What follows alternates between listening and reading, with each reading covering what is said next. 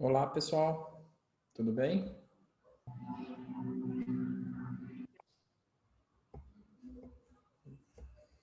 Bom dia. Boa tarde, né? Estão me escutando?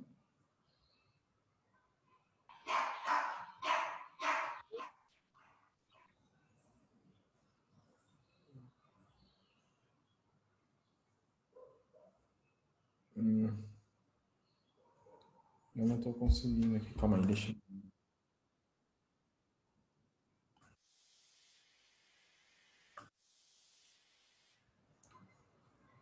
Alô?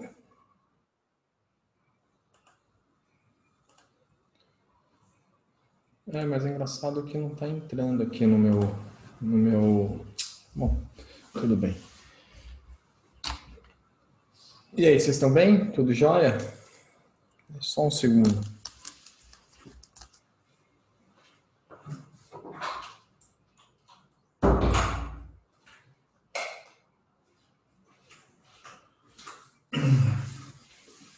Estão me escutando bem ou não? Tá longe.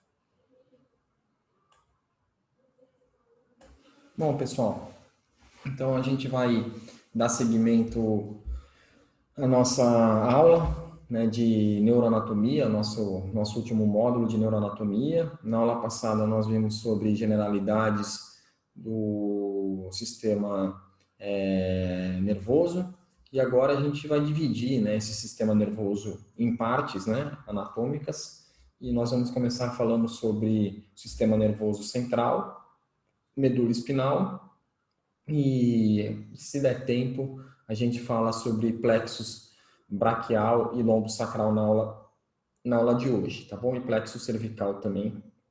Plexo cervical é bem curtinho, tá? Então, qualquer dúvida, eu estou à disposição.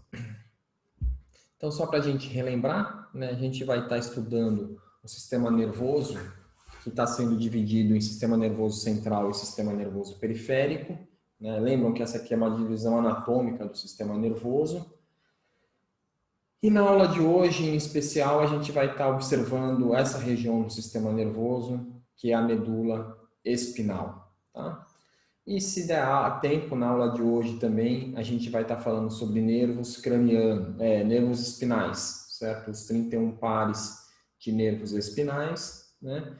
E vamos relembrar esses conceitos aqui de gânglio e terminação nervosa, tá? Então, hoje é a nossa aula, né? Começamos com medula espinal e depois a gente vai para nervos, né? Com o conceito de plexos. Então, aqui está o nosso sistema nervoso central, sendo dividido, né, em encéfalo, né, e a medula espinal.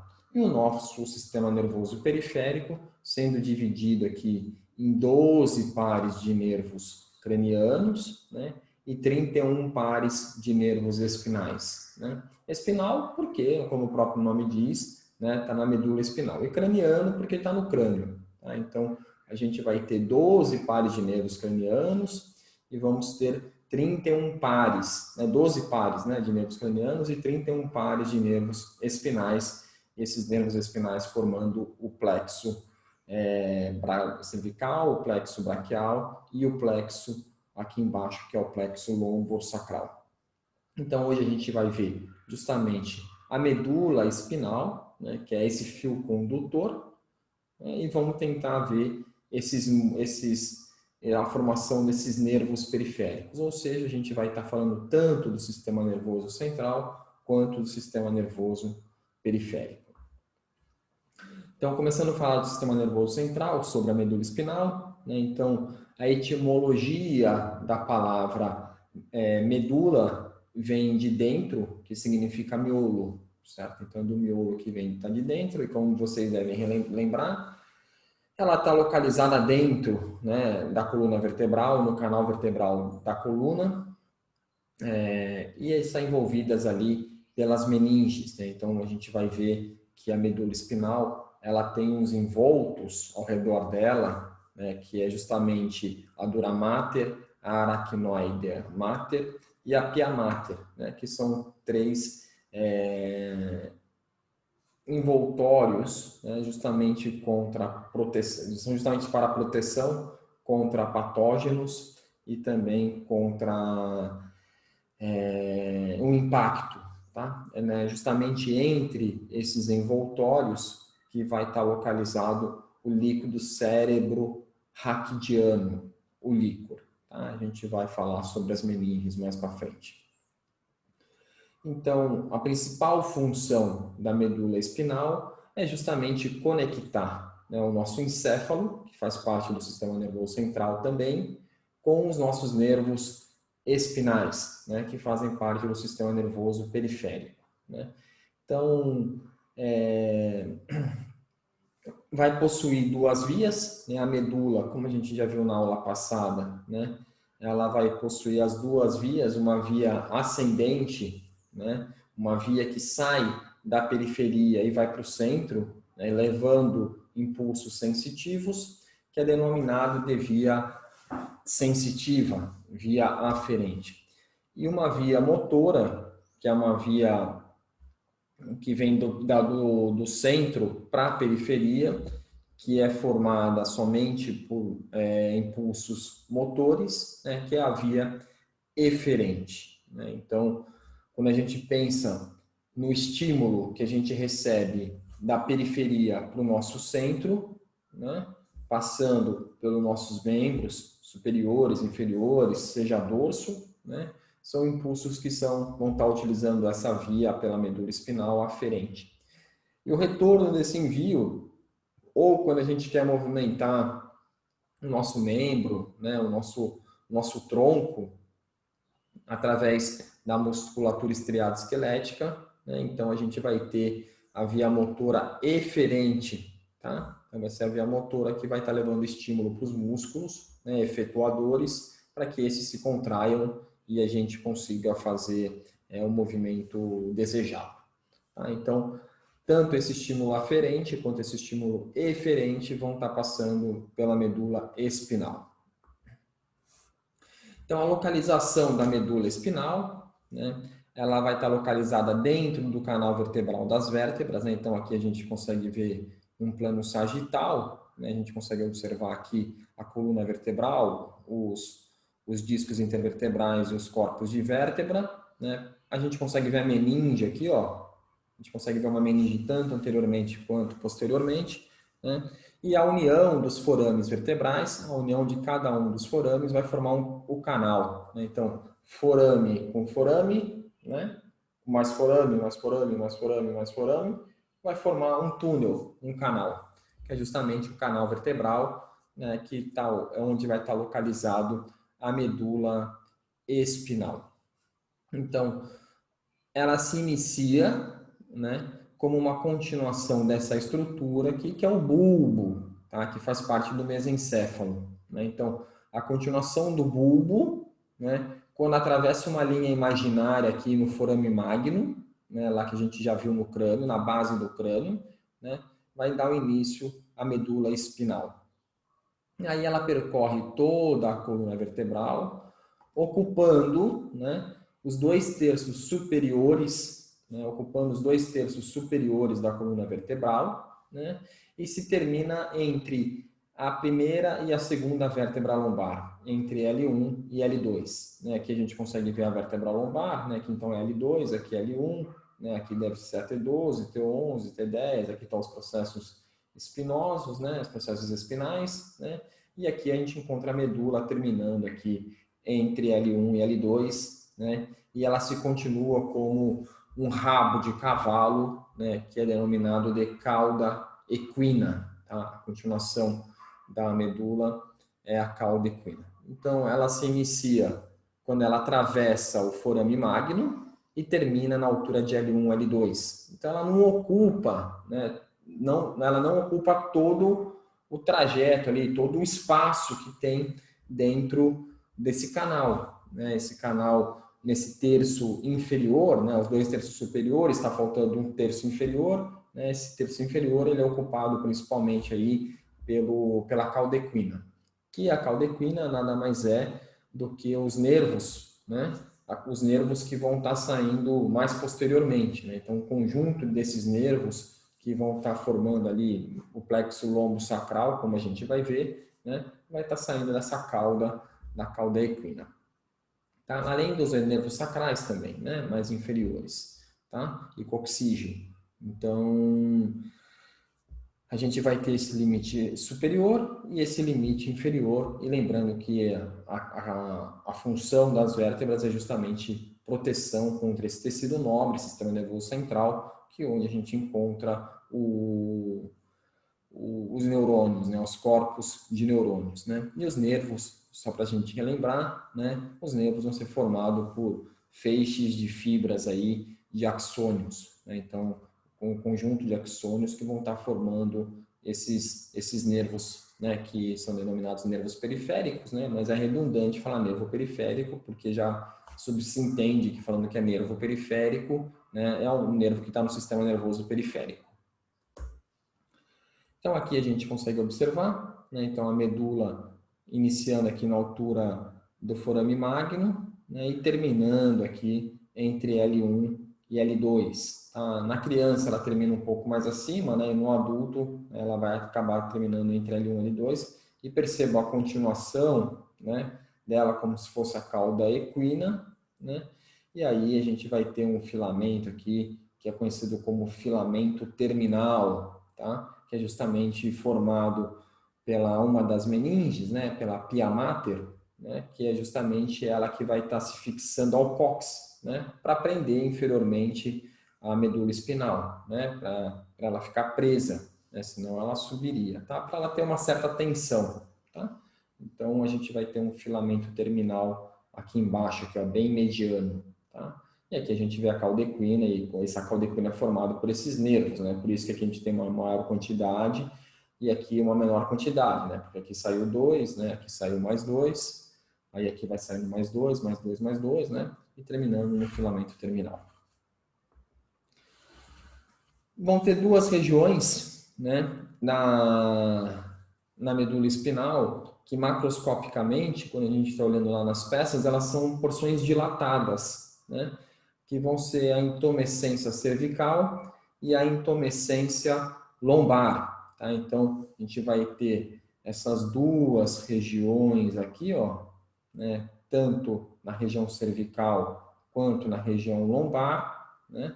Formando a intumescência cervical e a intermitência lombar, né? Então, assim como nas vértebras, né? A gente dividiu a coluna vertebral ali em parte cervical, parte torácica, lombar, sacral e coxígea. Aqui também a gente vai dividir a medula, né, nessas porções, né? Então, porção cervical, porção torácica, porção lombar e aqui embaixo a porção cervical, tá?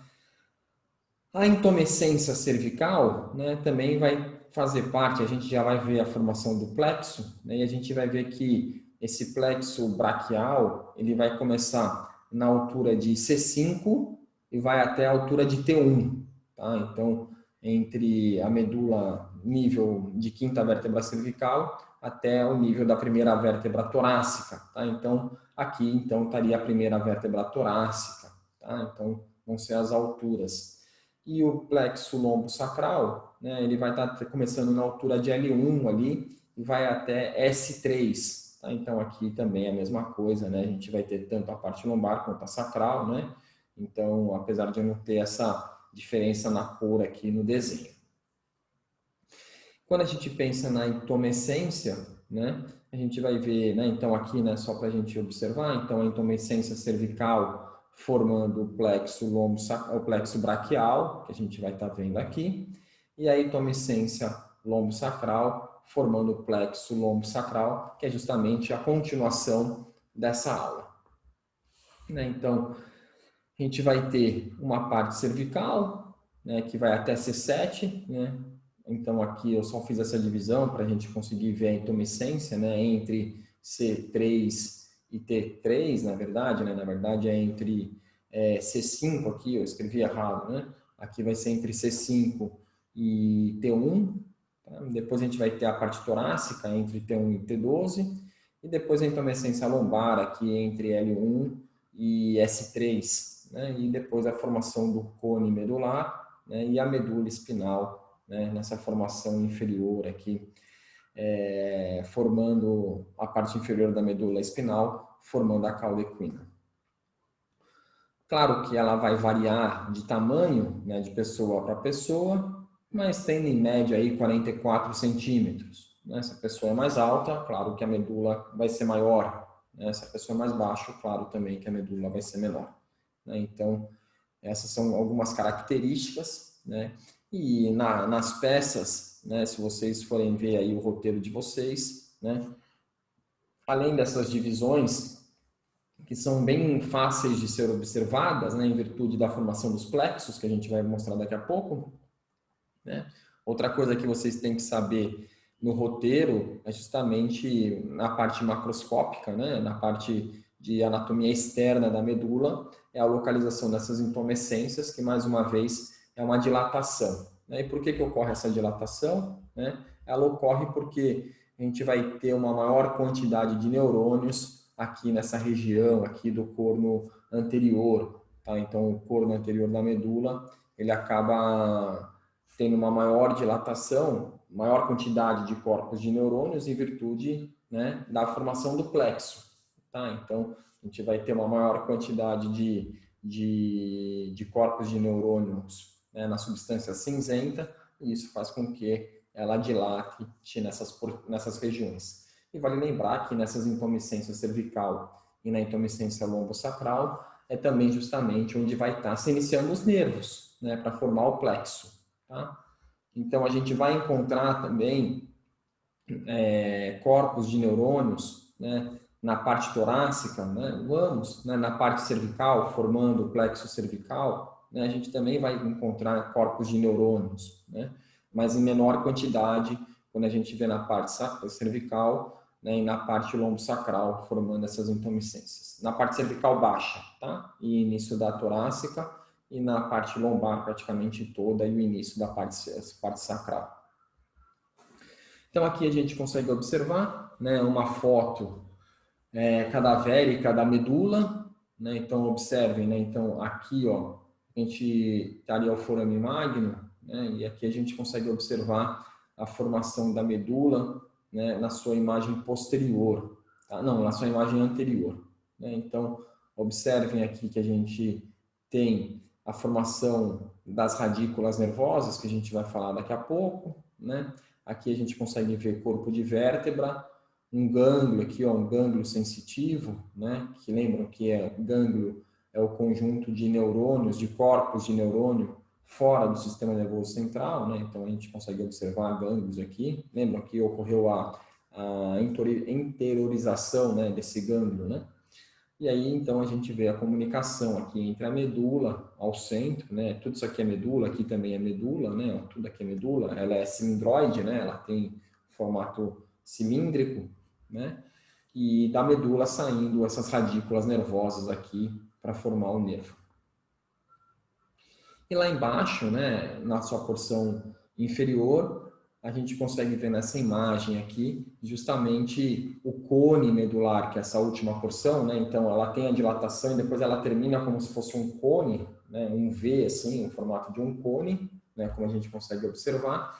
E a continuação desse cone é justamente com a cauda equina. Né? Então a gente vê a cauda equina, ó, e percebam que a cauda equina ela vai formar, né, esses nervos, né? Ó, a gente consegue observar esses nervos cada um saindo aqui por um par, né, de forames. Né? Aqui a gente já está na região sacral, ó, como vocês podem observar, é o sacro, né, aquele canal sacral, né? Então a cauda equina aqui no canal sacral, né? E aqui no meio, aqui terminando e fixando a medula nessa região da base do sacro aqui, o filamento terminal. Tá? Lá na peça a gente consegue ver muito bem também a caldequina, o cone, o filamento terminal, tá? Observem os rins aqui, ó. Né? A gente está observando uma imagem posterior, né? O rim esquerdo, o rim direito. Observe que a gente vai ter nervos aqui, ó. A gente vai falar sobre esses nervos, né? Ó. Observe que a gente vai ter nervos, né? E aqui a formação de nervo, ó, em diferentes alturas, tá vendo? Ó? Então, várias raízes nervosas, ó, formando um nervo, né? Aqui é a mesma coisa, né? Então, raiz nervosa daqui, a raiz nervosa daqui, a raiz nervosa daqui, ó, formando esse nervo aqui, que é o mesmo que aqui desse lado, tá? Que a gente vai falar na próxima aula. Então, quando a gente observa a medula espinal, a sua anatomia externa, ela é muito simples, como eu mostrei para vocês, né? Então, a gente vai ter, né, as intumescência cervical, a intumescência lombar, né, a posição dela dentro do canal, o tamanho, né?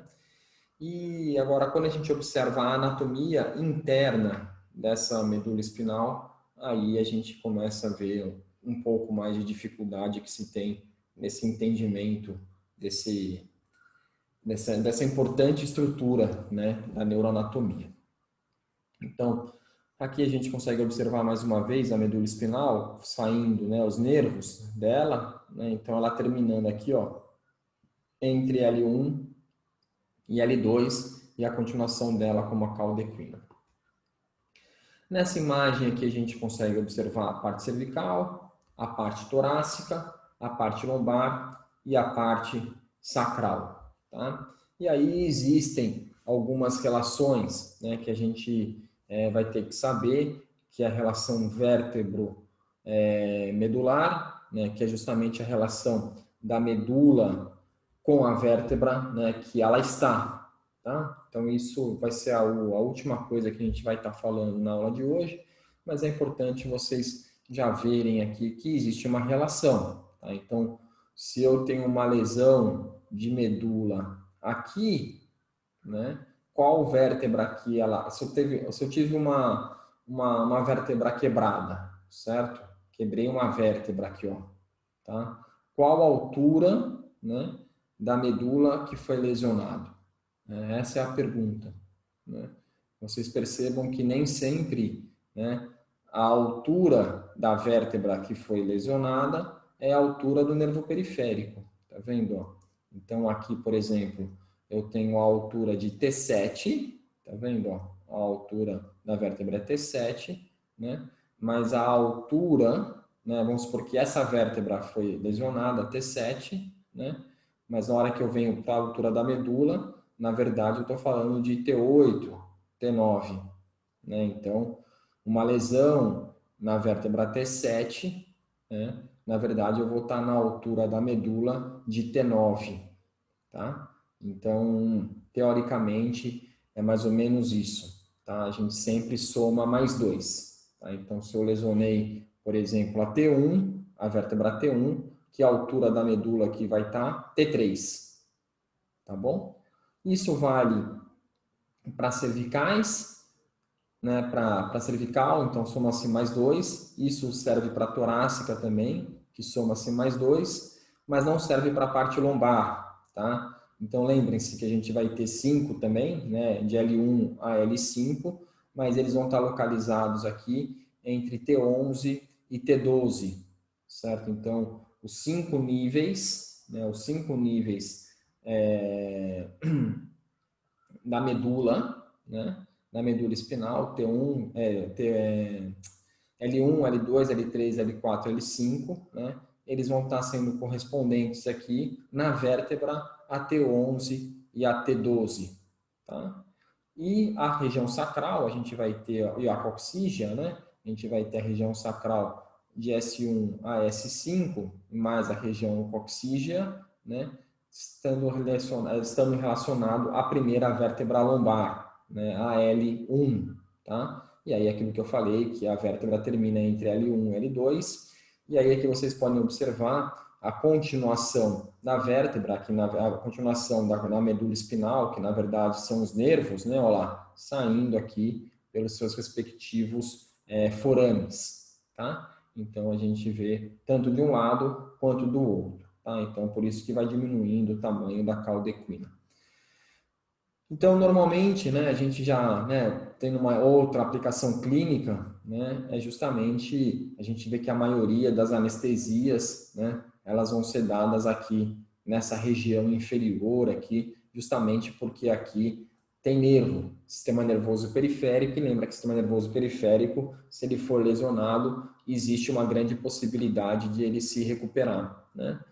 Já o sistema nervoso central, ele não pode ser recuperado, né? Então, se na hora em que for aplicar a injeção, né, com anestésico, né, dá nessa região aqui e acaba perfurando a medula espinal, né, a chance de ter um comprometimento neurológico aumenta, né? Então, por isso que grande parte aí das injeções, elas são dadas aqui abaixo da primeira vértebra lombar, tá?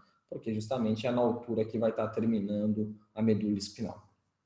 Então, só para a gente relembrar, a parte cervical e a parte torácica, né, a gente vai ter aí praticamente se a relação da medula com a coluna vertebral, a relação é sempre mais 2. Tá? Então, se eu estou na medula espinal na altura de T2, né, o nervo espinal que está sendo... se eu estou na coluna vertebral na altura de T2, o nervo espinal que está sendo formado é o nervo de T4. Tá? Então, sempre mais 2. Né? Ao passo que na região de T11 e T12 da coluna vertebral está a região lombar, né? E na altura de L1, na região de altura de L1 da vértebra, né, da coluna vertebral, a gente vai estar falando da região sacral e coxígea. Bom, então essa é a relação da medula espinal com a coluna vertebral. Mas a gente vai ter também uma relação da medula espinal com os nervos espinais, né? Como eu já falei para vocês, né, a gente vai ter 31 pares de nervos espinais, né, que são nervos espinais que se iniciam, né, que se originam da medula espinal. E aí o número de nervos espinais é diferente do número de vértebras. Tá? Como vocês podem observar, a gente vai ter 7, que é essa coluna interna aqui, né? A gente vai ter, não, desculpa, a coluna externa. A gente vai ter 8 pares de nervos cervicais, né? Ao passo que a gente vai ter 7 vértebras cervicais. Tá? Depois a gente vai ter também 12 pares de nervos torácicos, né? Ao passo que a gente vai ter 12 vértebras torácicas. Né? Lombar a mesma coisa, né? O mesmo número de vértebra para o mesmo número de pares de nervos, e sacral também a mesma coisa, tá? E coxígea não, né? Que não está dando para ver, mas coxígea a gente vai ter ali um par de nervo ou 2 pares de nervos, né? E a gente vai ter 3 a 4 vértebras coxígeas, tá? Então, dessa forma a gente vai ter 31 pares de nervos espinais, né? Lembram-se que a gente está falando de nervo espinal, porque a gente vai ter também 12 pares de nervos, que são os nervos cranianos, né? Então, por que tem essa diferença, né? É justamente pelo número de nervos espinais aqui na região cervical e na região sacral, né? Na região coxígea, desculpa, né? Então, se a gente for ver, sempre, certo, ó, sempre abaixo da vértebra T1 vai estar saindo o nervo T1.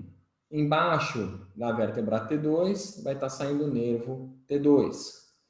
Embaixo da T9 vai estar saindo o nervo T9. Olha lá. Embaixo da L3 vai estar saindo o nervo L3. Tá? Então, de torácica até a coxígea, né, sempre abaixo. Tá? Então, o nervo, a relação do nervo com a coluna vertebral vai ser abaixo. Né? Enquanto que na coluna cervical, na parte cervical da coluna vertebral, vai estar acima. Olha lá, ó. Então, ó, de C1, né, acima dele está saindo o primeiro par de nervo craniano. De C2, está saindo o segundo par de nervo craniano. De C3, o terceiro par. De C4, o quarto par. Então, acima de C7 está saindo o sétimo par de nervo craniano. né, entre C7 e T1, né, não vai estar saindo o primeiro nervo de par torácico, porque o primeiro sai abaixo. Então, colocou um oitavo par de cervical. Tá? Então, a gente vai ter a C8 aqui saindo abaixo da oitava vértebra cervical. Tudo bem? Então, a gente vai ter duas relações, né? Uma relação é entre a medula espinal e a vértebra, e a outra relação é entre o nervo periférico e a vértebra, certo? Então, a gente vai ter essas duas relações.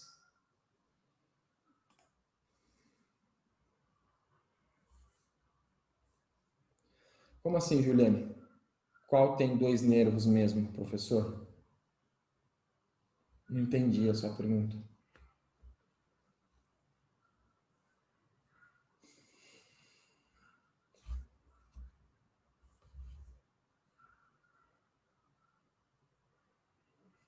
Ah, é a coxígea, tá? A coxígea vai ter um par de nervo, tá bom?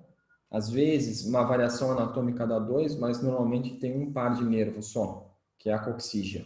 A sacral tem 5, a lombar tem 5, a torácica tem 12 e a cervical tem 8. Tá? Tá aqui, ó, de 1 a 8, de T1 a T12, L1 a L5, S1 a S5 e o cox aqui é CO1, né? Porque não é C só, é CO, né? Porque aqui o C já é da cervical, né? O CO1 que vai estar formando lá embaixo que a gente não consegue observar, tá? A região coxígea.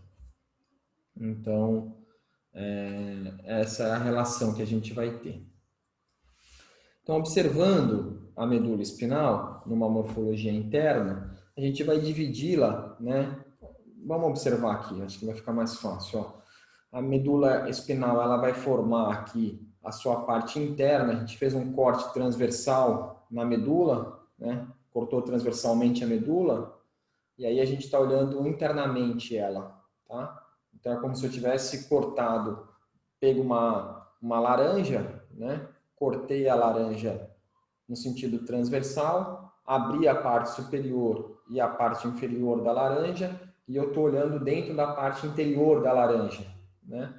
Então, quando eu olho a parte interior da laranja, é isso que eu vejo.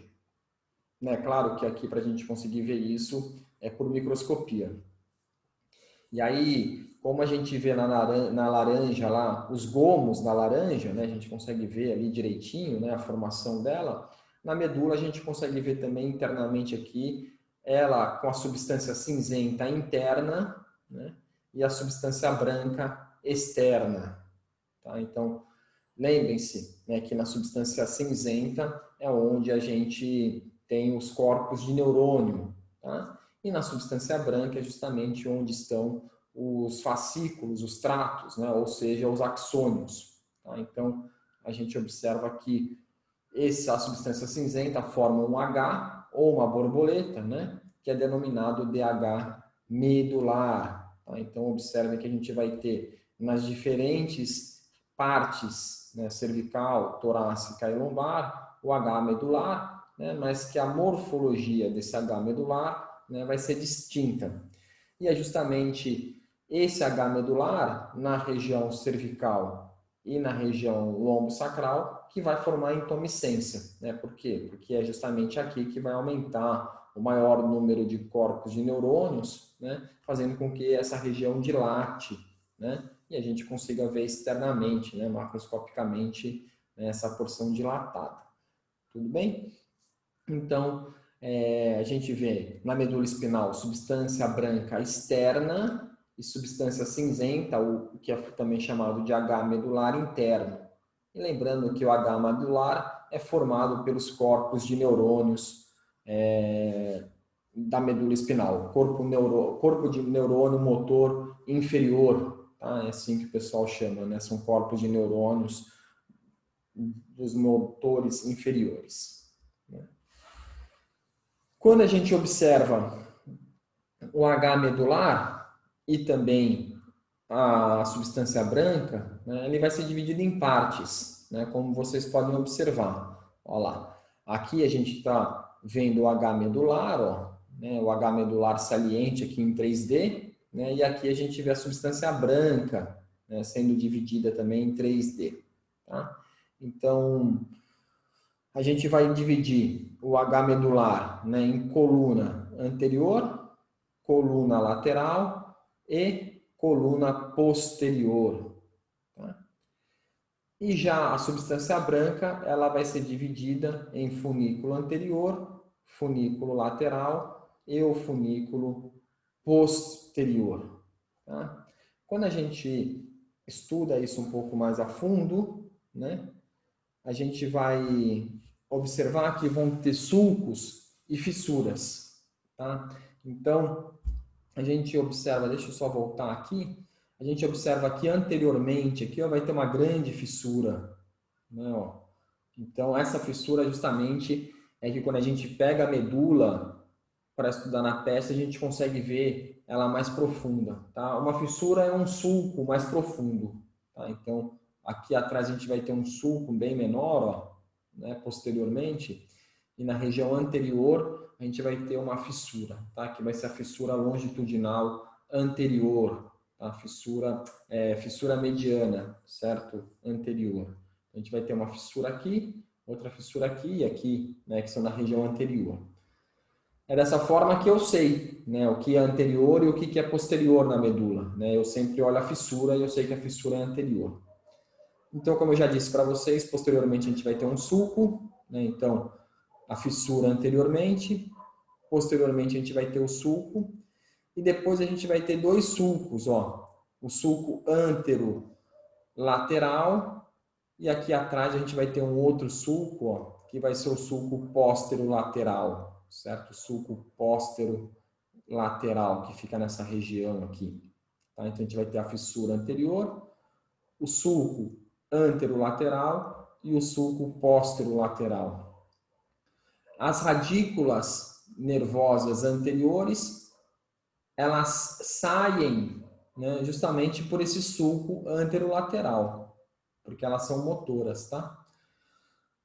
As radículas posteriores, né, elas entram, né, por esse sulco posterolateral.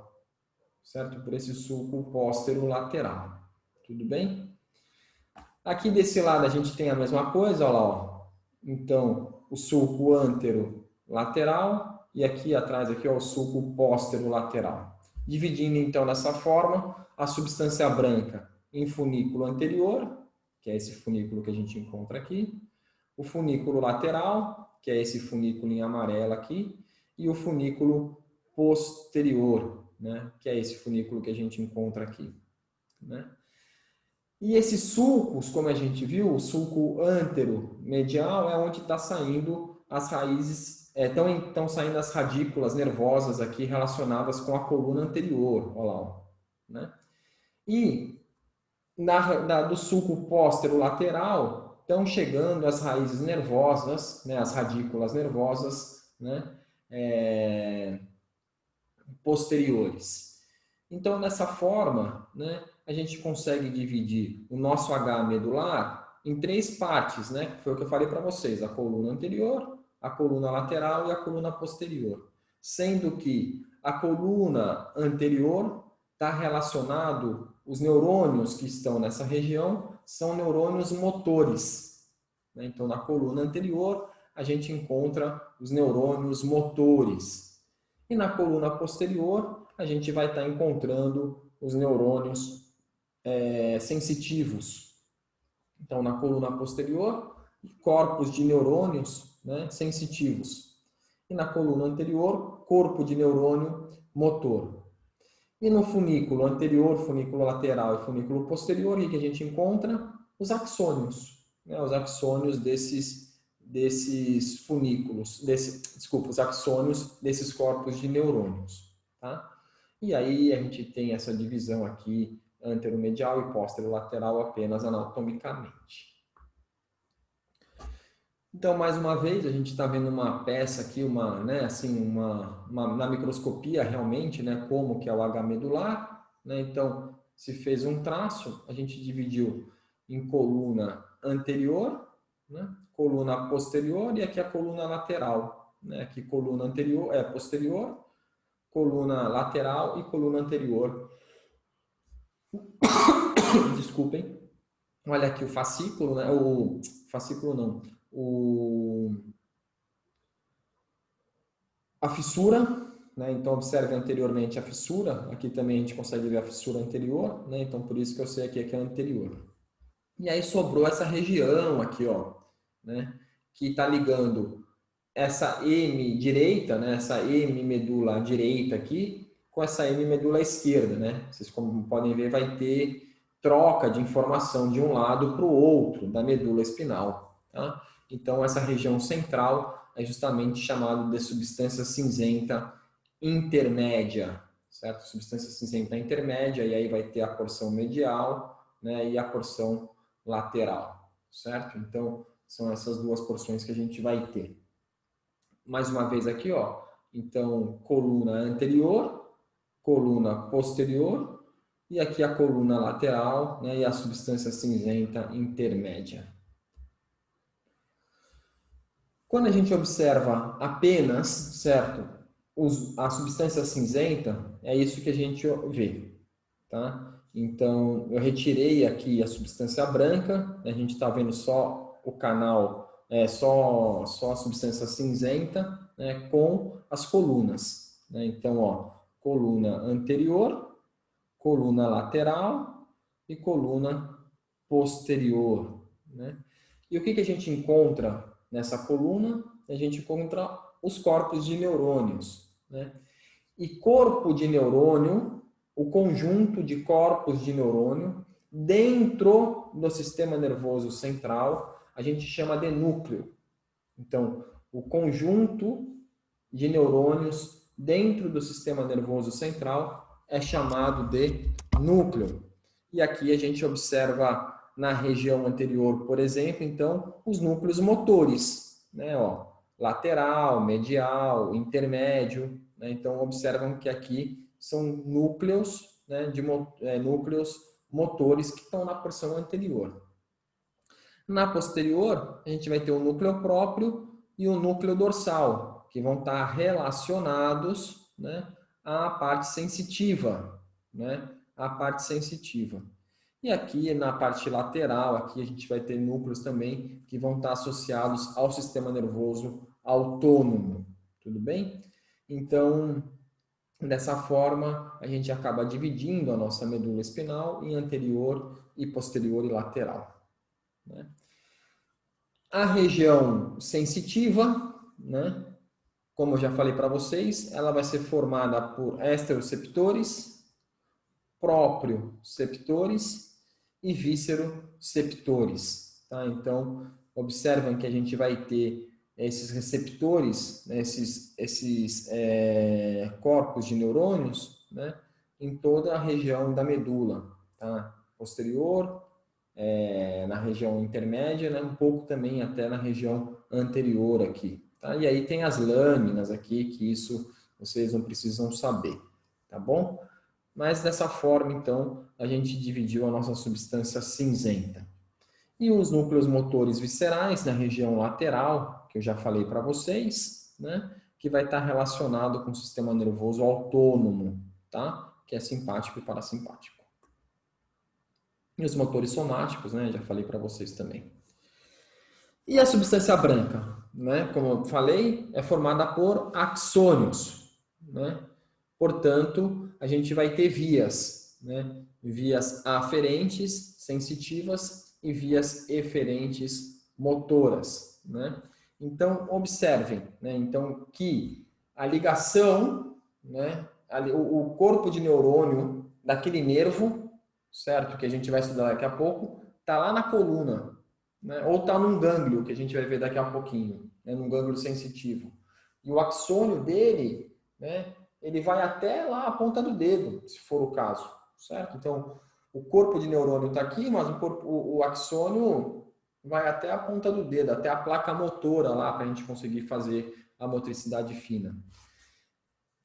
Mas também vai existir a comunicação, né, desse neurônio com o nosso encéfalo, né? Ou seja, a comunicação desse neurônio na coluna vertebral, na substância cinzenta da coluna vertebral com o nosso encéfalo, vai se dar pela substância branca, pela medula, substância branca da medula espinhal, que vai ser justamente os fascículos. Fascículo anterior, o fascículo lateral e o fascículo posterior, né? E aí aqui a gente dividiu, ó, a substância cinzenta da coluna da medula espinal, né? Então desse lado aqui a gente está vendo as vias aferentes sensitivas, ó lá, ó, certo? Ó, as vias aferentes sensitivas. E desse lado aqui a gente está vendo as vias eferentes. Toda vez que eu falo aferente, eu falo sensitiva. Toda vez que eu falo eferente, eu falo motora. Então, eu estou vendo as vias eferentes, que são as vias motoras. Tá? Então, ou seja, por que aqui não tem nada? Porque aqui também tem esse aqui. Tem dos dois lados, certo? Olha lá, o vermelho estaria aqui. Esses dois cinzas aqui, ó, estariam aqui, ó, ocupando aqui, ó. Por isso que aqui não tem nada, ó. Porque é esse aqui. Aqui é a mesma coisa. Tá? Então, a gente vai ter via aferente sensitiva tanto de um lado, quanto via aferente sensitiva do outro lado. E com a motora também, dos dois lados. Tá? Então, aí é para ficar melhor didaticamente. E a gente observa, então, como o nervo sensitivo, ele entra, né, as raízes do nervo sensitivo, ele entra pela coluna posterior, né, e aí depois ele vai se comunicar, vai fazer uma sinapse aqui, né, com algum núcleo que está aqui, nessa região posterior, e aí o axônio desse daqui vai subir em sentido ao encéfalo. E aqui é o oposto, né? Então, o axônio, o núcleo, né, o corpo de neurônio está lá no encéfalo, né? O corpo de neurônio está lá no encéfalo e aqui a gente está vendo o axônio dele, né? Esse axônio dele vai vir até aqui e vai se comunicar com um corpo de neurônio que está aqui, né? Que é o neurônio motor inferior, por isso que lá em cima é o neurônio motor superior, tá? E aí ele vai se comunicar por aqui e aqui vai estar formando um novo nervo, né? Que vai ser o nervo motor, né? Radícula, saindo pela radícula no sulco anterolateral da medula, né? Formando dessa forma um impulso, né? Até chegar na musculatura para que eu consiga movimentar os dedos, por exemplo. Tá? Então, se a gente passar um traço aqui, né, teoricamente, tudo que está para trás na substância cinzenta, né, e a formação que está entrando por trás aqui também pelo sulco posterolateral é sensitivo. O que está na coluna anterior, né, e no sulco anteromedial vai ser motor. Tá? Então, a gente vai ter a formação dessa forma, das duas partes sensitivas e parte motora da medula na substância branca, né? E lembrando que a substância cinzenta vai ser formada pelos corpos de neurônios, né? Então, mais uma vez, a gente vai ver que tem tudo nome, tá vendo? Ó, fascículo graxo, fascículo cuneiforme, trato espino cerebelar posterior, trato espinotalâmico lateral, lateral, anterior, né? A gente vai ver isso aqui. A gente vai estudar cada um desses tratos, mas não vai ser na aula de hoje, tá? A gente vai ter uma aula que vai ser de vias, né? E aí a gente vai fazer um complemento de tudo isso, tá bom? Mas primeiro a gente saber, por exemplo, qual que é a função do tálamo, a gente precisa saber qual que é a função do cerebelo, né? Para que a gente consiga entender, né, toda essa transmissão que ocorre, né? Então a medula, como vocês podem observar, ela é como se fosse um fio, né? Ela que está conduzindo o estímulo que está vindo da periferia para o centro ou do centro para a periferia.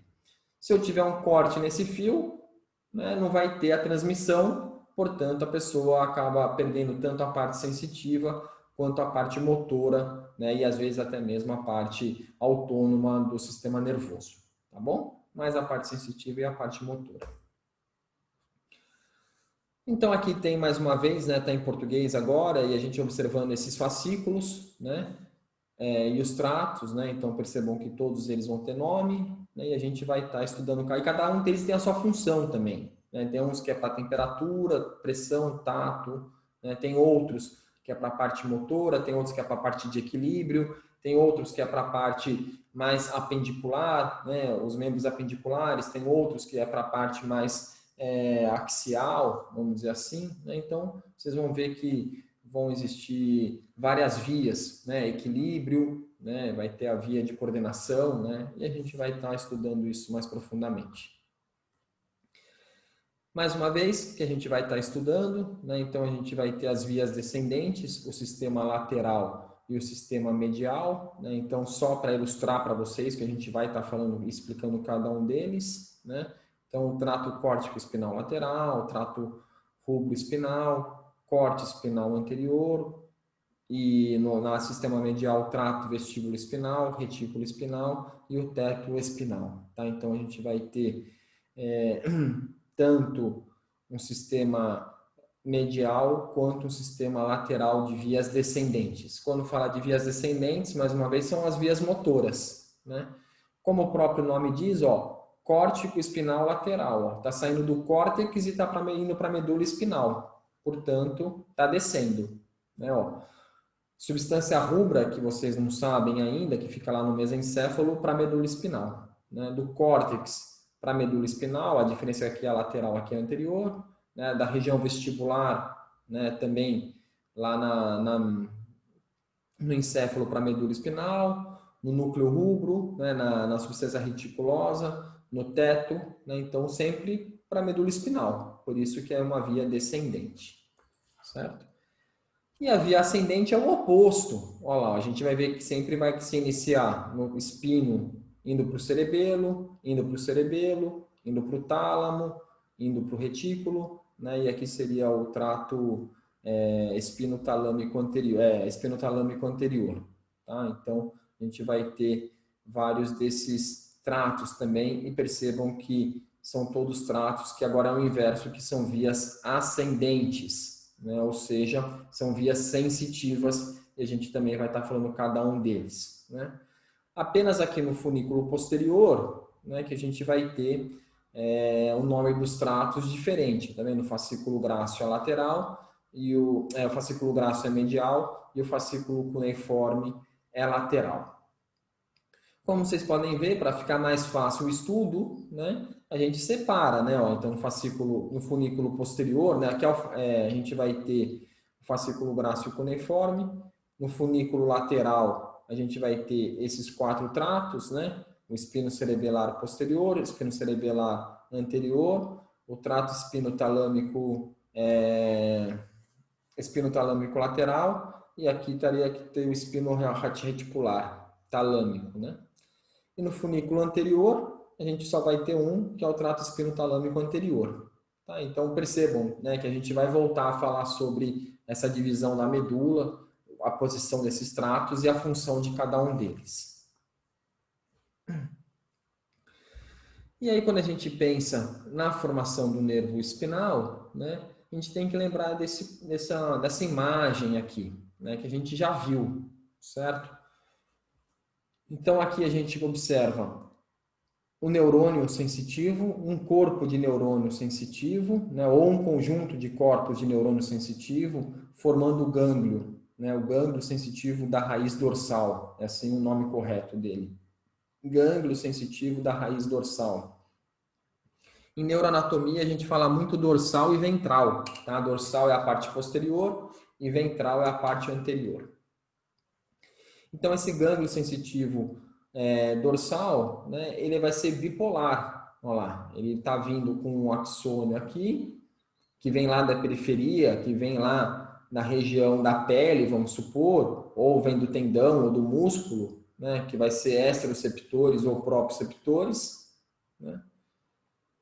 Passa por ele e ele continua, tá vendo? Então ele é bipolar, né? E aqui vai ter outros neurônios já na substância cinzenta, onde ele vai estar fazendo a sinapse, tá? Já os gânglios ou já os neurônios motores, né? Eles vão estar localizados na coluna anterior, tá? Então os neurônios sensitivos vão estar localizados onde? Né? No gânglio posterior, no gânglio dorsal. E os neurônios motores, onde estão localizados? Na coluna anterior, lá na substância cinzenta. Tá bom? E quando a gente vê esse amarelinho aqui, esses axônios daqui, com os axônios desse aqui, é justamente o que vai estar formando o nervo. Tá? Então, esse está chegando aqui pelo sulco posterolateral e esse está saindo aqui pelo sulco anterolateral. Tá? E aí, o conjunto deles, eles saem com pequenos filamentos que a gente chama de radículas. Tudo bem? E aqui a gente também vai chamar de radículas. Que é justamente isso aqui.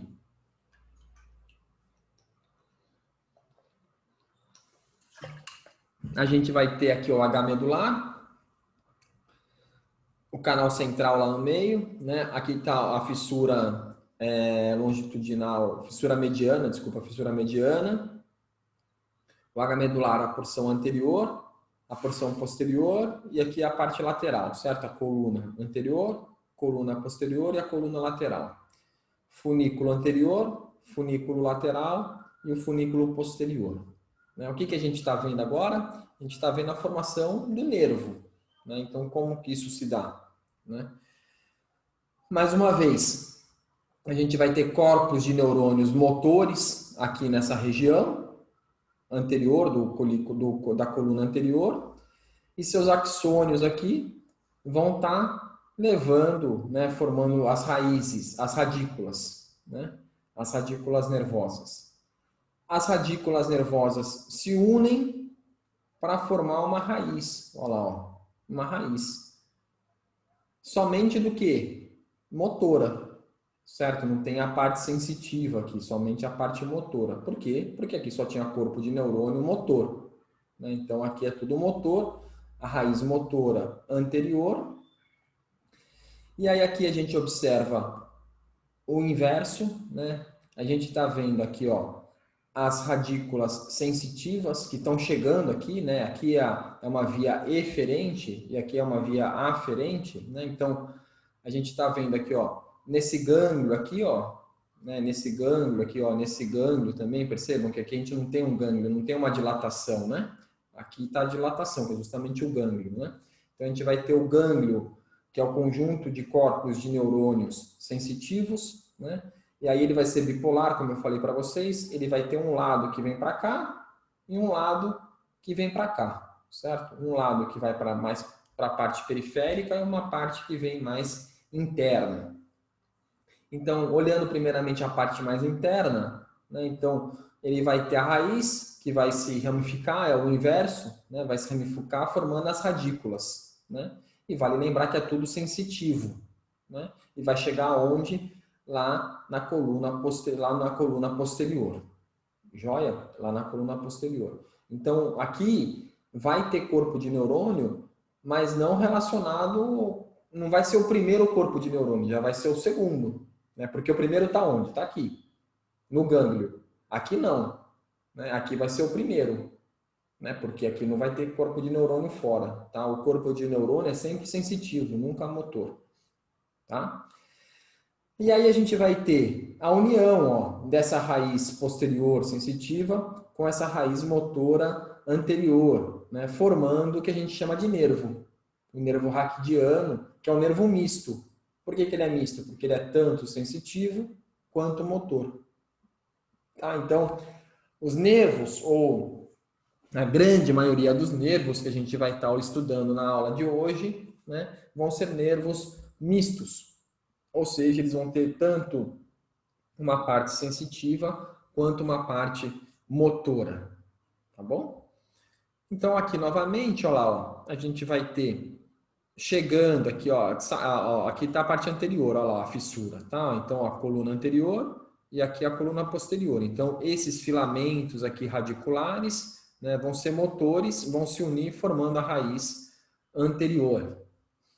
Aqui a gente consegue observar um gânglio posterior. Lembre-se, então, que aqui vai ser os corpos de neurônios sensitivos, E lembram que ele vai ser bipolar, Então, ele vai estar mandando para dentro uma parte do seu eixo, do seu axônio, que vai estar, são milhares, Então, vão ter várias radículas, vários filamentos radiculares posterior, chegando lá na coluna posterior. E aí a união, ó, da raiz anterior com a raiz posterior vai formar o nervo espinal. Olha lá, ó, o nervo espinal. E aí percebam, ó, que o nervo espinal ele é pequeno. Ó, ele tem 2 centímetros, 1 a 2 centímetros, né? E aí ele vai se ramificar. Olha lá, ele se ramifica em um ramo posterior e um ramo anterior. Olha lá, em um ramo anterior. Isso que a gente está observando aqui, ó, é sistema nervoso autônomo, certo? É um sistema nervoso autônomo simpático, tá? Que a gente não vai ver na aula de hoje, tá? Mas o que a gente está vendo é só essa parte aqui, ó. Tá? Então, ó, o nervo espinal ele é pequeno, ele já se bifurca em um ramo posterior misto ou sensitivo. Normalmente ele é mais sensitivo, mas também tem a porção mista. E o ramo anterior, que sempre é misto também. Tá? E vai ter esse ramo meninge aqui, que está indo lá para a meninge aqui, para a inervação da própria meninge. Tá? Então, ó, percebam que quando a gente fala da formação do plexo, a gente vai estar falando disso aqui, ó, dos ramos anteriores, certo? Dos ramos anteriores, tá bom? E os ramos posteriores? São os ramos que estão indo para a musculatura posterior, para a musculatura posterior. Por exemplo, o músculo eretor da espinha, né? Vai ser inervado por esse ramo posterior, tá? Os esplênicos, né? Vão ser inervados por esse ramo posterior, tudo bem? Então, a gente vai ter o ramo anterior e o ramo posterior. Erradamente, a gente chama de ramo anterior de nervo, né? Nervo esquiático, que vocês já ouviram falar, nervo ulnar, nervo braquial. Tá errado, a gente chama disso, mas tá errado. Na verdade, é o quê? É o ramo anterior do nervo esquiático, o ramo anterior do nervo ulnar, tá? Por quê? Porque o nervo é só isso aqui, ó. O nervo espinal é só isso aqui. Depois ele já se ramificou, tá bom? Então, percebam, a gente vai ter vários filamentos formando uma raiz, um gânglio, um nervo e uma bifurcação, né? Radícula posterior e radícula anterior, sensitivo. E aqui na parte motora a gente vai ter filamento, uma raiz anterior, formando com a raiz posterior o nervo espinal, e aí depois, né, vira misto, e os dois formando a radícula posterior, a raiz posterior e o raiz anterior. O ramo posterior e o ramo anterior. Joia? Alguma dúvida até agora?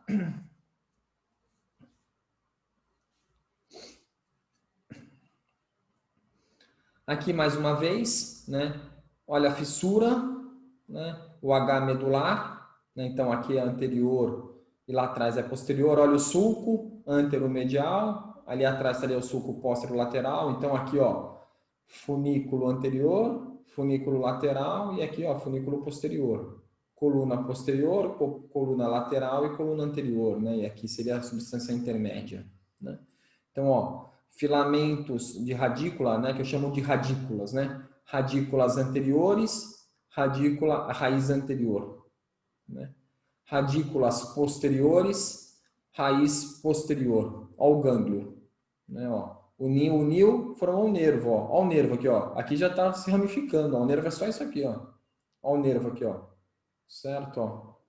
Já se ramificou, ó, em ramo anterior e ramo posterior.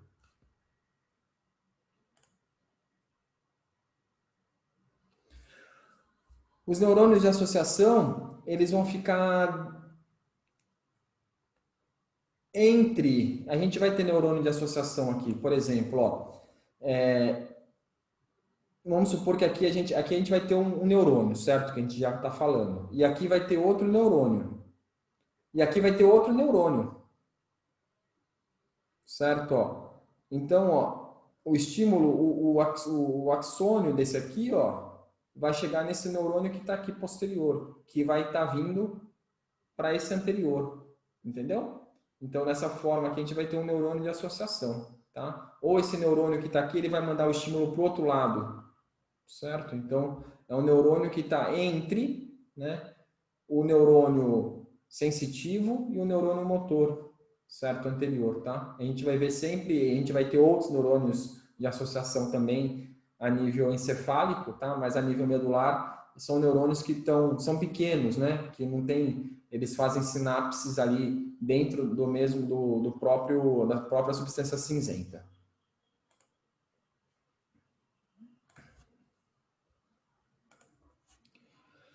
Mais uma vez, olha lá, ó.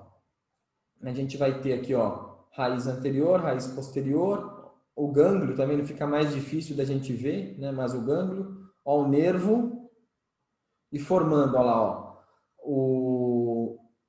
o ramo anterior e aqui posteriormente aqui o ramo posterior, né? Ó, inervando quem? Ó lá, musculatura posterior, ó, o músculo eretor da espinha, né? E a parte sensitiva, ó lá, chegando lá na pele, tá vendo? Então ele é tanto motor quanto sensitivo, tá bom? Então ele é um misto, tá? E percebam aqui o anterior que vai estar vindo para frente aqui, né? Tá aqui vindo aqui o processo transverso, né? Então ele está vindo anteriormente aqui, provavelmente para formar um plexo braquial, um plexo lombosacral ou um nervo intercostal.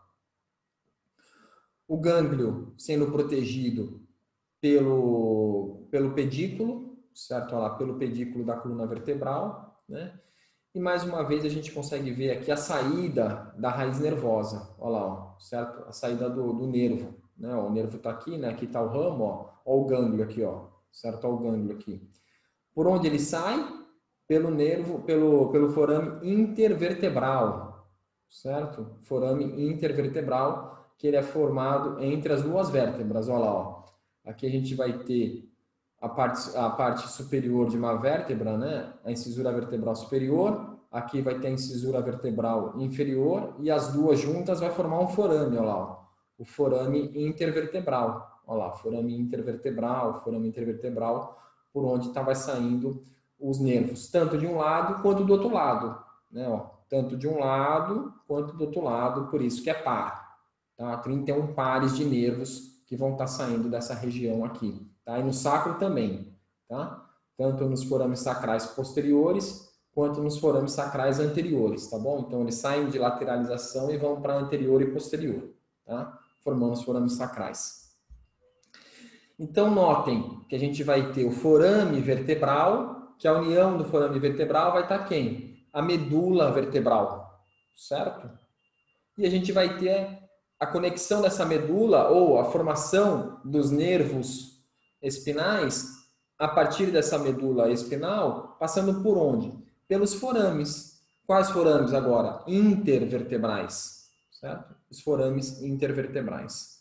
Então, dessa forma, a gente vai ter essas duas formações. Mais uma vez aqui, né, a gente consegue ver na peça mesmo, na imagem, olha lá, né, as radículas, olha lá, ó, as radículas formando a raiz, olha que coisa linda, né, ó, as radículas formando a raiz, tá? Isso que eu falo para vocês é muito difícil a gente conseguir separar, né, a posterior da anterior, né, a gente tem que olhar muito mais pela fissura, tá? Pela fissura que estaria aqui, né? A fissura que estaria aqui, a gente está olhando de perfil aqui, né? Então aqui é a anterior, né? A posterior estaria um pouco mais para trás aqui, a gente não consegue. A posterior está aqui, ó. Consegue ver a posterior aqui, ó? Posterior aqui, ó. Aqui também, tá vendo? Ó? Imagina em 3D, né? A gente consegue ver a posterior. Então aqui está encoberto, tá? E aqui já formando o nervo, né? Então as radículas. Tá? A gente tem peças lá no laboratório que consegue ver muito bem, tá? Radículas nervosas formando a raiz nervosa e a raiz anterior e posterior, né? A dorsal e ventral, motora ou sensitiva, né? Formando um nervo misto. E assim como no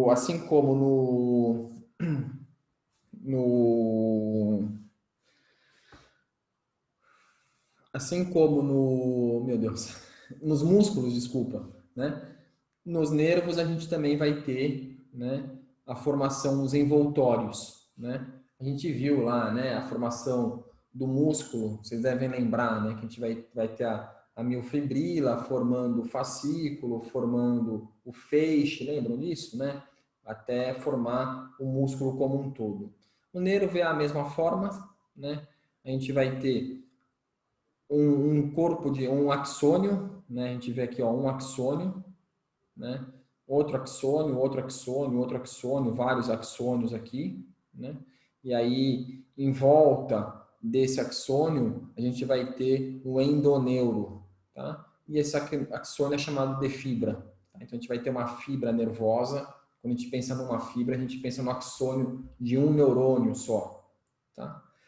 Aí, quando a gente vai ter o conjunto, né, dessas fibras nervosas, ou seja, o conjunto desses axônios de diversos corpos de neurônios, né, eles vão estar revestidos, olha lá, certo? Eles vão estar revestidos, né, por um perineuro, certo?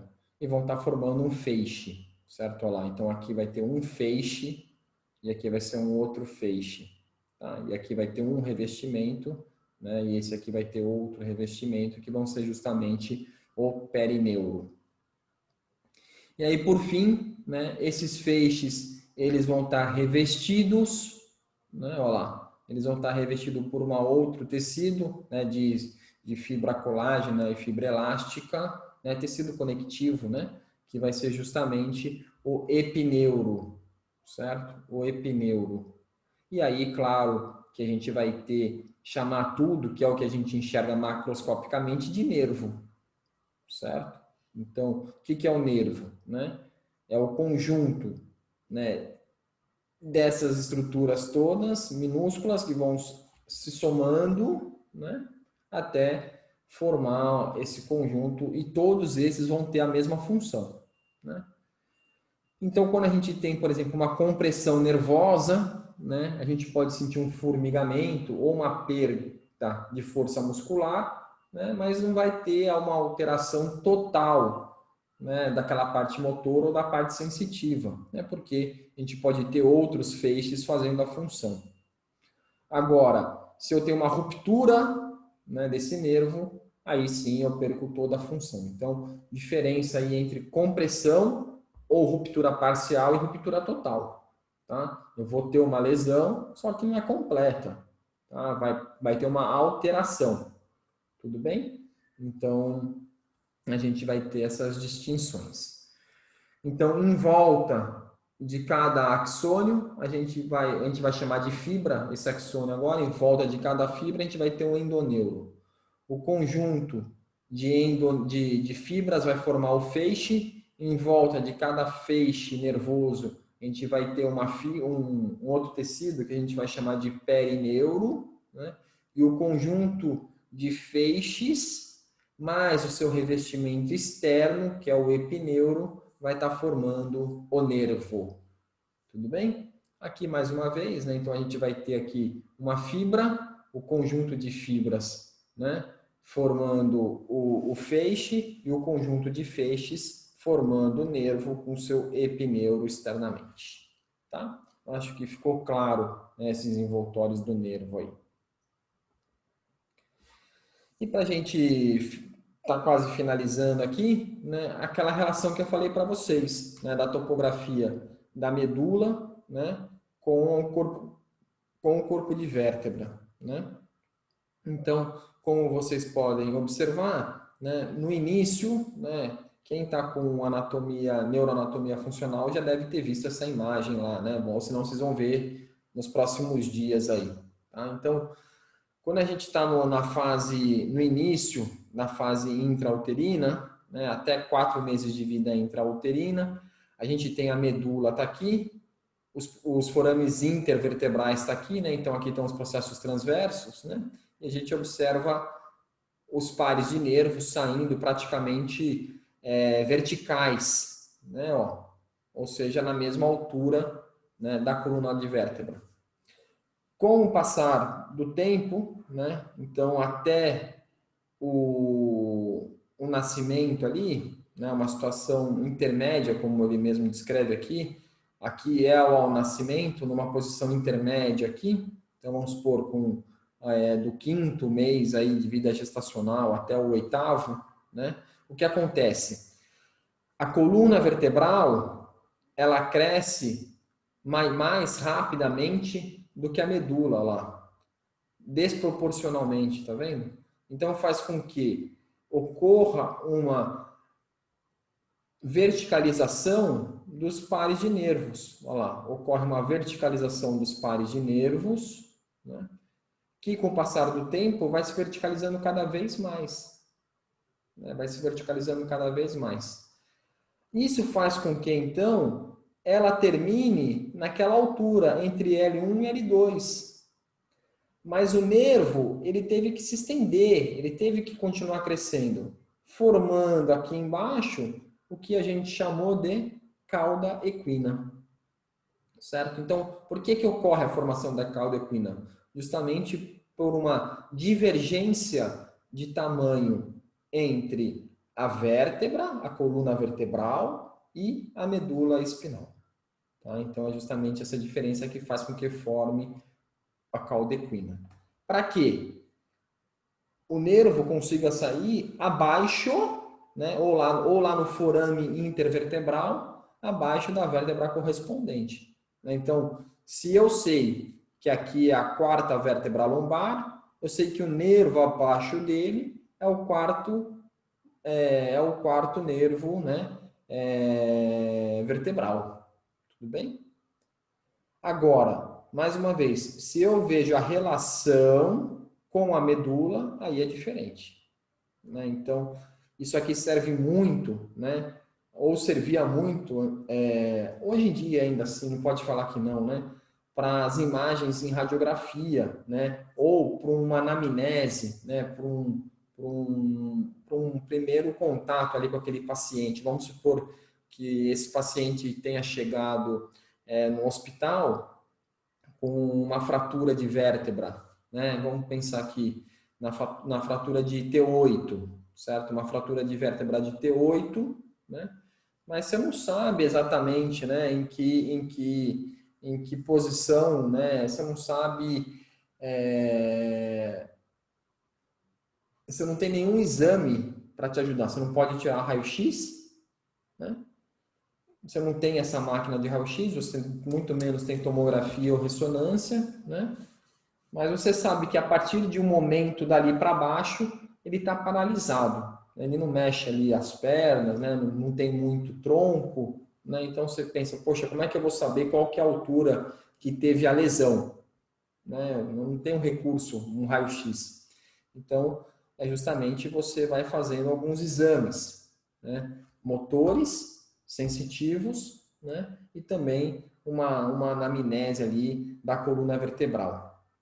Então, se você sabe que você está na sexta altura, né, vamos ver, no processo espinhoso de C6, né, olha lá, no processo espinal de C6, na verdade você está na altura da medula de C8, tá vendo? Se eu estou no processo espinal de C8, eu estou na altura da medula de T10, que é aquilo que eu falei para vocês. Então, sempre, né, vai ser sempre mais 2. Tá? Até quando? Até T10. Certo? Até T10. E depois, T11 e T12, né, a gente vai ter justamente aquela relação da lombar. Olha lá, L1, L2, L3, L4, L5, né, sendo relacionado com T11 e T12. Né? Então, 11º par e 12º processo espinal. E sacral, né, S1 a S5, está relacionado com a L1, certo? Com a L1, porque a gente sabe que a medula espinal termina entre L1 e L2. E o cóccix também, tá bom? Então, essa aqui é uma relação muito importante que a gente tem que ter, né, para a gente saber ali, sem um exame, eu vou continuar falando sobre isso, mas sem um exame de radiografia ou um exame de imagem, a gente consiga saber que a altura da lesão ocorreu. Então, mais uma vez, para a gente ver com o passar do tempo, né, a verticalização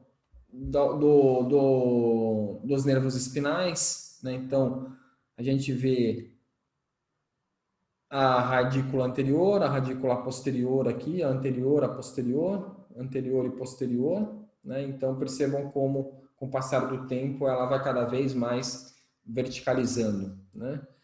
Percebam que a gente vai ter a meninge aqui, ó, que é esse envoltório, que a gente vai falar daqui a pouquinho dela, né? Esse envoltório da medula, tanto de um lado quanto do outro, né? E percebam que esse envoltório, ó, também vai para o gânglio, ó lá, ó, certo? Ele também se continua para o gânglio aqui, ó, muito importante, tá bom? Então, a meninge, ela também protege, de certa forma, o gânglio sensitivo, tá? Então, é importante porque, mais uma vez, o gânglio sensitivo é o conjunto de corpos de neurônio fora do sistema nervoso central. E o conjunto de neurônios dentro do sistema nervoso central é chamado de núcleo, são os núcleos. Tá? Então, aqui a gente vê os gânglios sendo protegidos pela meninge.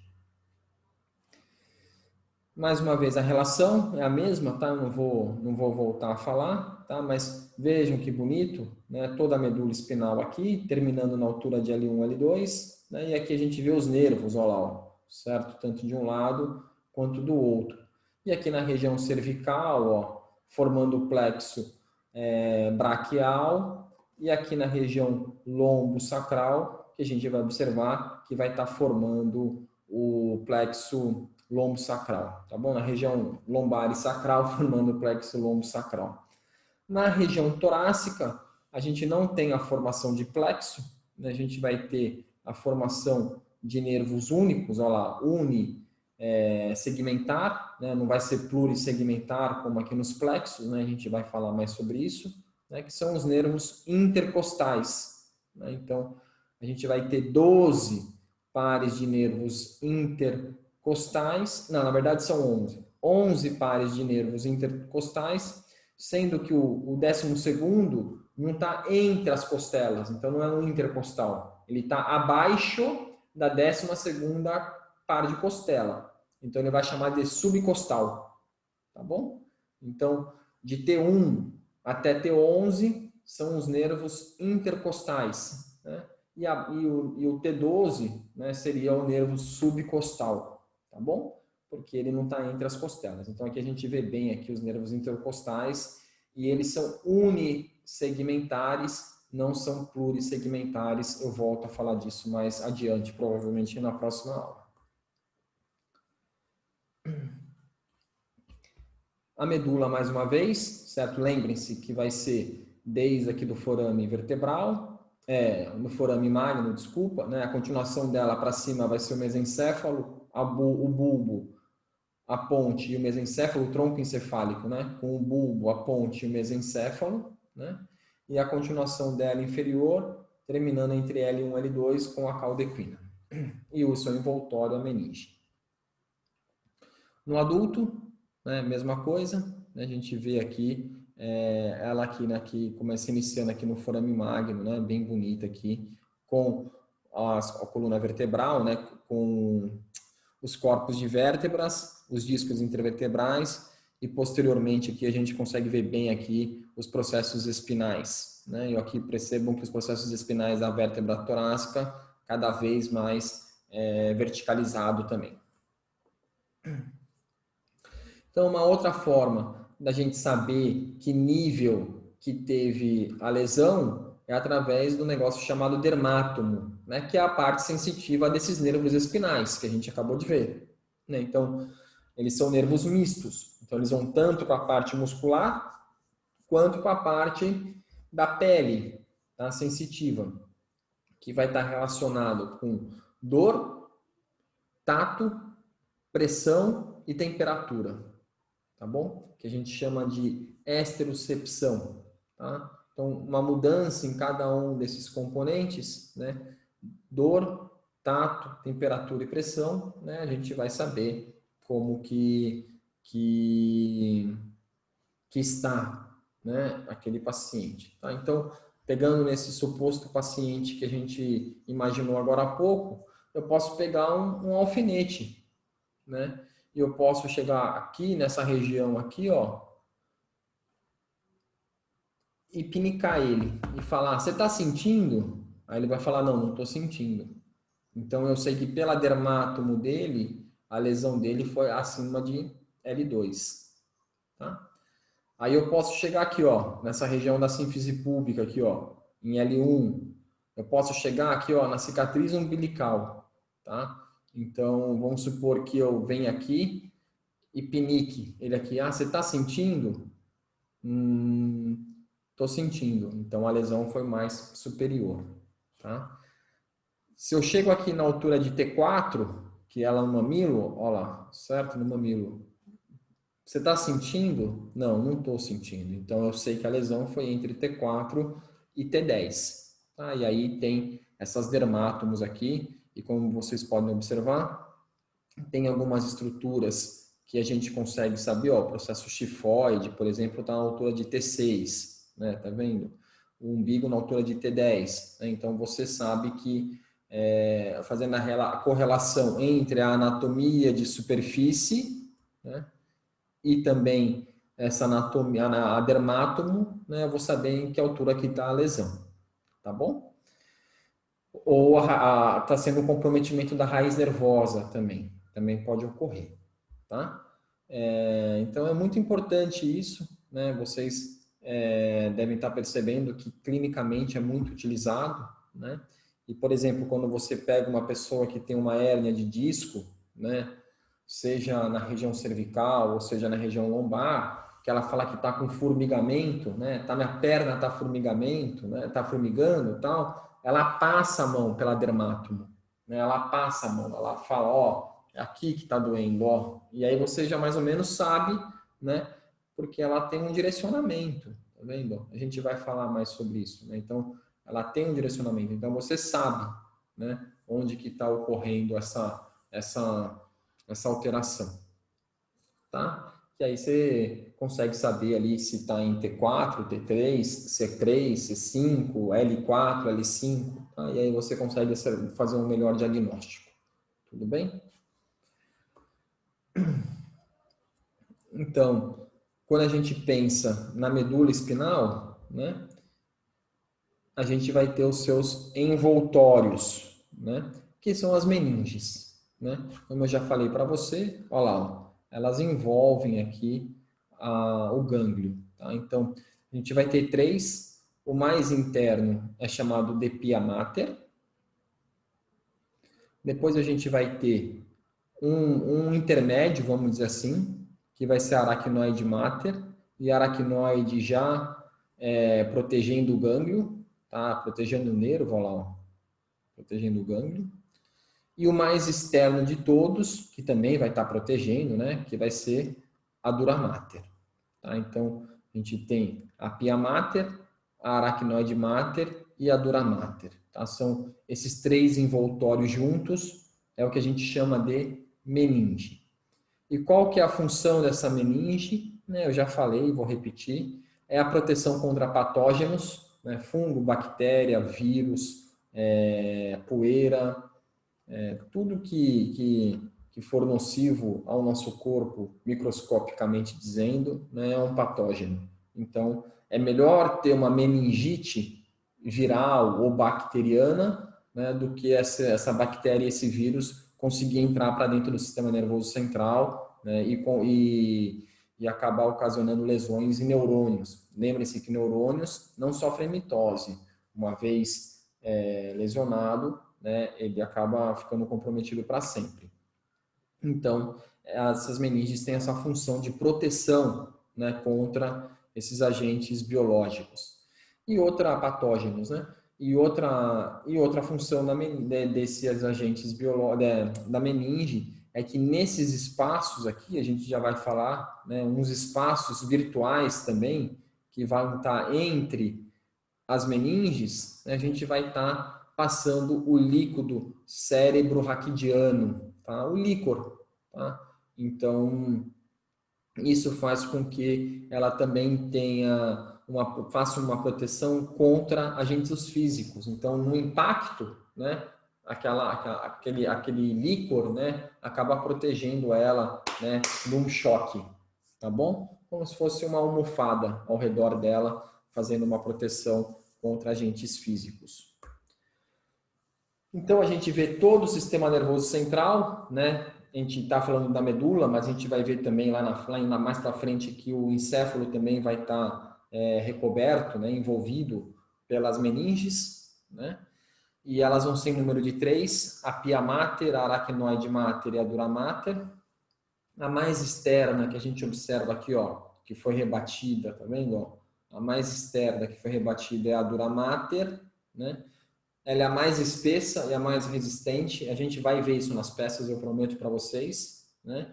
E ela que vai estar formando inferiormente, né, um saco, né? Porque ela termina, a medula termina e continua, né? Lembrem-se, né? A medula termina, continua-se a cauda equina.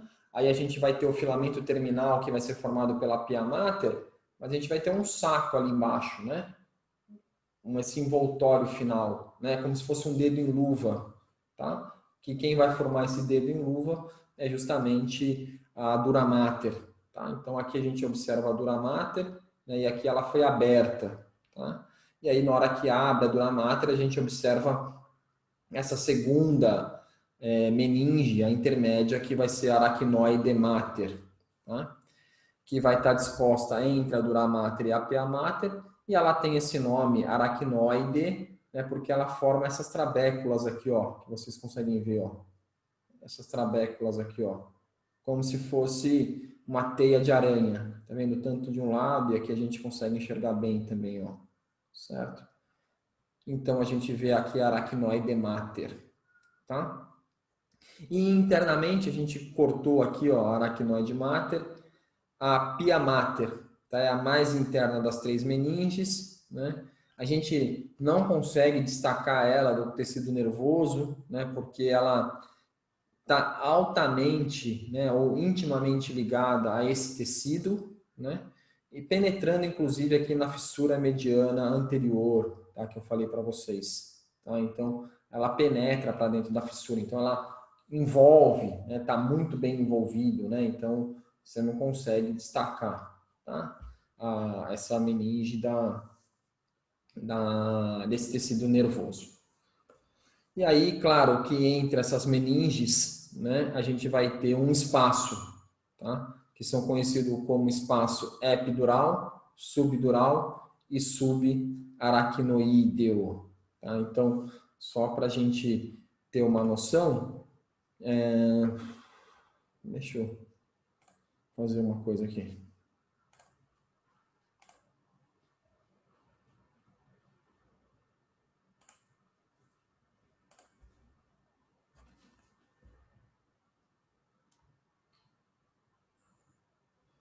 Eu tenho três meninges, né? A dura mater, a aracnoide mater e a pia mater, certo? A gente sabe que a pia mater está intimamente aqui, ou seja, não tem um espaço entre a pia mater e o tecido nervoso, certo? Aqui está o tecido nervoso.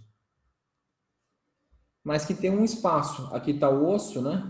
Aqui está o osso, e que vai ocorrer um espaço aqui entre o osso e a dura mater, que a gente chama de espaço epidural. Espaço epidural. E que a gente vai ter um outro espaço aqui, ó, entre a dura mater e a aracnoide mater, que se chama espaço subdural. Melhor assim, né? Subdural. E a gente vai ter um outro espaço. Calma aí.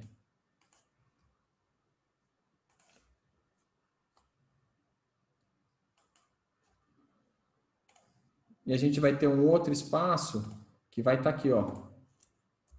Subaracnoídeo.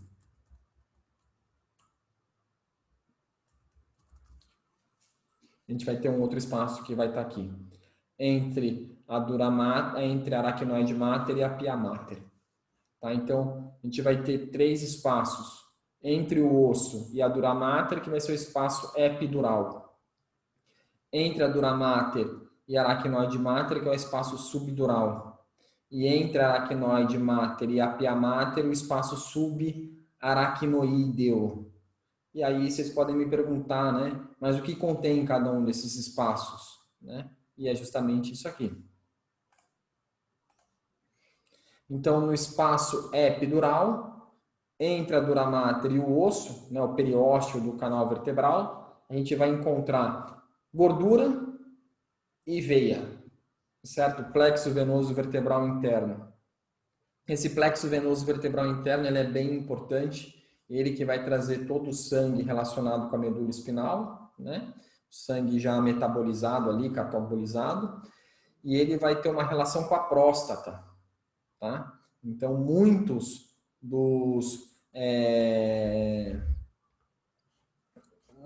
das migrações celulares, né, como é que chama? Das metástases, certo? De próstata para tecido nervoso, se dá por causa desse plexo venoso vertebral interno. Tudo bem? Então, ele é bem importante. Depois, entre a dura mater e a aracnoide mater, a gente vai ter esse espaço virtual com pequena quantidade de líquido encéfalo-raquidiano, né? Que é o espaço subdural. E entre a aracnoide mater e a pia mater, a gente vai ter o subaracnoídeo, certo? Então, um espaço subaracnoídeo, que é aí com uma grande quantidade de líquido cerebroespinal, tá bom? Então, são os conteúdos que vão ocorrer nesses 3 espaços. E a gente não vai ter, como eu disse para vocês, nenhum espaço entre a pia mater e o tecido nervoso, porque está intimamente ligado. Então, aqui a gente vê bem, né, ó, a dura mater de novo, a aracnoide mater, a pia mater não está dando para ver. Aqui a gente está vendo a medula, né, ó, com a cauda equina, o cone medular, né, e a pia mater, ó lá, ó, certo? Que a gente chama de ligamento terminal, certo? Que vai estar se ligando lá no sacro. Tá? Então, aqui a gente vê, né, só esse envoltório, tá? É muito difícil de ver esse envoltório na peça. Na peça, aqui, né? Na peça é bem mais fácil de observar. Mais uma vez a cauda equina, ó lá, passando pelos forames sacrais, conseguem observar aqui, né? Os forames sacrais, né? E aqui teria que ter um aqui no meio, aqui, ó, que seria o filamento terminal. Então, a gente pode ter aplicação clínica com as anestesias, né? Então, a gente pode ter uma exploração clínica do espaço subaracnoídeo, né? Então, pensem, né? A agulha vem aqui, né? Abaixo da medula, vejam, né? A medula terminando aqui, ó, entre L1 e L2, né? Então, abaixo da medula, para justamente não ter problema. A gente observa perfura, né? Desde lá de fora, imagina, né? Ligamento supraespinal, que ficaria aqui, ó, lembra? Ligamento supraespinal. Primeiro vem pele, né? Pele, né? Aí vai ter o ligamento supraespinal. Aí vai ter aquele ligamento interespinal, que estaria aqui nessa região, né? A pessoa fica fletida normalmente, né? Para abrir o espaço. Aí ele entra para dentro desse espaço epidural, né? Perfura a dura mater e aí chega lá no espaço, aí perfura a aracnoide mater, né? E chega no espaço subaracnoídeo, tá? Então, uma exploração clínica do espaço subaracnoídeo, né, é para esses tipos de aplicações. Retirada do líquor, medida da pressão do líquor, né, introdução de substâncias para contraste, que chama mielografia, mielo, né, que não é meilo, né, mielografia, administração de medicamento e introdução de anestésico para as anestesias raquidianas, né, as RAQs, né, que vocês tanto ouvem falar, tá? Retirada de líquor, por exemplo, se utiliza quando se tem a retirada de líquor para saber se tem alguma célula tumoral, por exemplo, né? Já a anestesia epidural, né? Então, como o nome diz, né? É no espaço epidural, ou seja, né? A gente vai perfurar aqui o ligamento supraespinal, né? O ligamento interespinal, e aí vai estar lá no espaço epidural. Tá? E lá no espaço epidural, na região lombar também, como vocês podem ver, para não ter problema de pegar medula. O anestésico vai se difundir pelos forames intervertebrais, né? Não há perca do líquor, né? Porque aqui vai ter a perca do líquor, né? Do líquido cérebro raquidiano, aqui não vai ter essa perca, porque não vai ter líquor nessa região, no espaço epidural a gente não encontra líquor. né? E são mais utilizadas, são as únicas técnicas, na verdade, que são utilizadas para os partos, tá? Um dos problemas de perder o líquor é a dor de cabeça, né? Então, quando se faz a retirada ou se perde o líquor ali pela realização da própria anestesia, né, da RAC, né, a gente vai ter dor de cabeça nos dias seguintes, tá bom? Porque até a produção desse líquor novamente se estabelecer, né, a pessoa pode ficar com dor de cabeça. Outra complicação clínica que a gente pode ocorrer é justamente quando a gente tem a hérnia de disco, né? Então, percebam que a gente vai ter uma herniação do núcleo pulposo, lá do disco intervertebral, não está sendo o disco, né? O anel fibroso ele fica permanente, tá? E o núcleo que extravasa e acaba comprimindo a raiz, tá vendo? Ó? Não comprime a medula, né? Ó, comprime a raiz nervosa, ó, tá? Comprime a raiz nervosa. E aí, como tem a compressão na raiz nervosa, consequentemente vai ter a compressão desse nervo. E aí a pessoa vai sentir um formigamento ou perda da força muscular. Formigamento porque é a parte sensitiva. E perda do movimento, da força muscular, porque pegou a parte motora, né? Então, normalmente pega a primeira parte sensitiva e depois a parte motora, tá?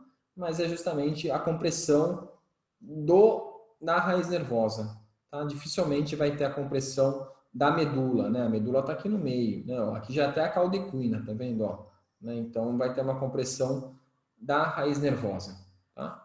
Então aqui a gente consegue ver a herniação aqui, ó, o disco herniado aqui, ó, comprimindo, certo? A raiz nervosa. E aí dessa forma a gente finalizou, né?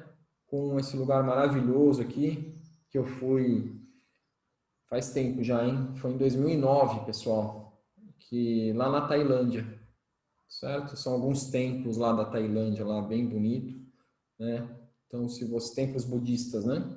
Então, se um dia vocês tiverem a oportunidade também de conhecer, né? Vão para a Tailândia, tá bom? Então, muito obrigado e acaba ficando para